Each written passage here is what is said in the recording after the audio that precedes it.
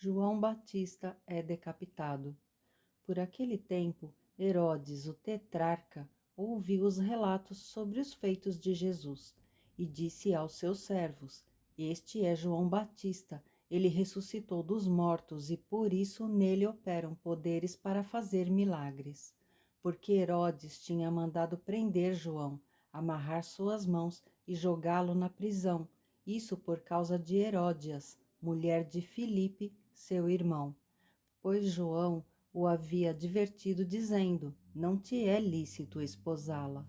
Herodes, portanto, queria matá-lo, mas temia o povo, pois este o considerava profeta.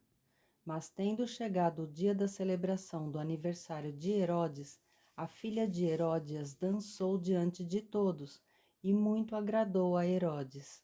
Por conta disso, ele lhe prometeu, sob juramento, conceder qualquer pedido que ela desejasse fazer. Foi então que ela, influenciada por sua mãe, pediu: Dá-me aqui num prato a cabeça de João Batista.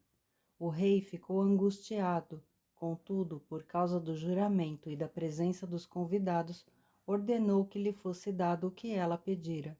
Então mandou decapitar João na prisão. Sua cabeça foi levada num prato e entregue à jovem, que a entregou à mãe.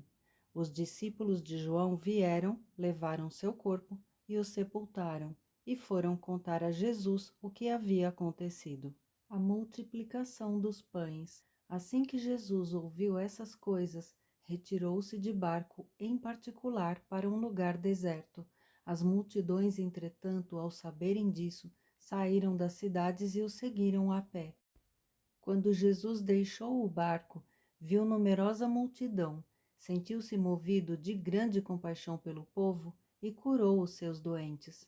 Ao final do dia, os discípulos se aproximaram de Jesus e disseram: Este é um lugar deserto e já está entardecendo. Manda embora, pois, as multidões para que possam ir aos povoados comprar comida. Jesus, porém, lhes respondeu: O povo não precisa ir embora, dai-lhes vós mesmos algo para comer.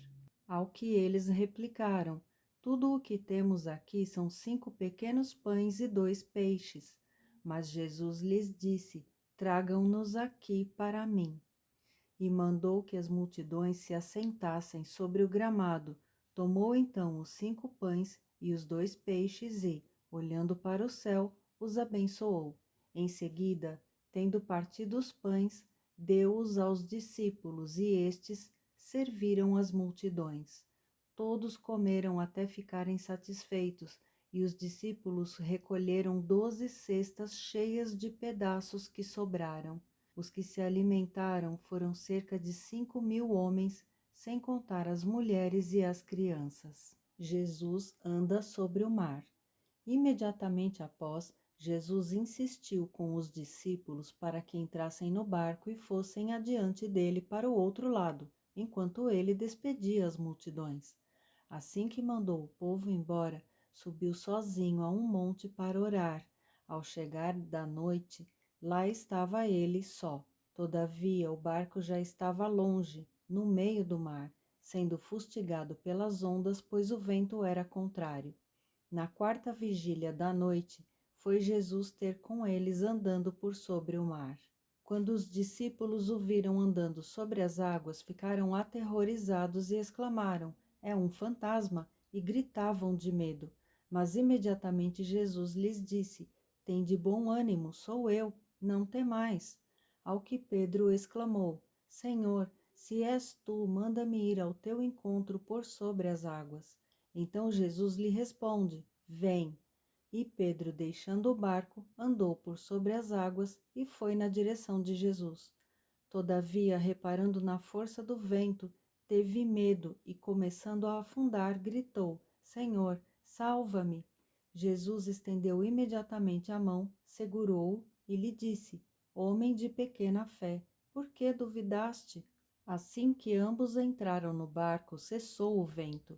Então os que estavam no barco adoraram-no, exclamando: Verdadeiramente tu és o Filho de Deus. Depois de atravessarem o mar, chegaram a Genezaré. Jesus curou a todos que o tocaram. Quando os homens daquele lugar reconheceram Jesus, divulgaram a notícia em toda aquela região e lhe trouxeram todos os enfermos. Suplicavam então a ele que ao menos pudessem tocar na borda do seu manto, e todos os que nele tocaram ficaram plenamente sãos.